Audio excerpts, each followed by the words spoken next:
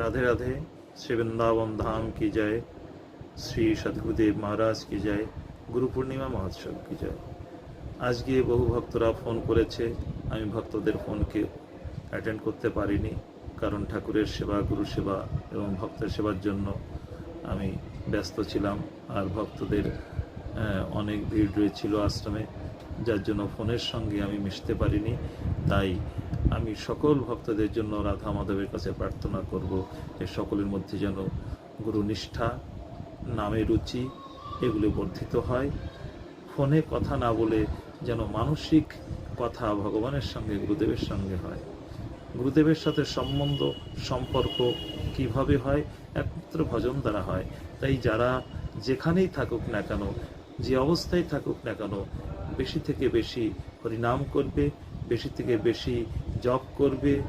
যেখানে জপ, ধ্যান, ঈশ্বর চিন্তন রয়েছে, তার জীবন প্রকাশের পথে এগিয়ে গেছে।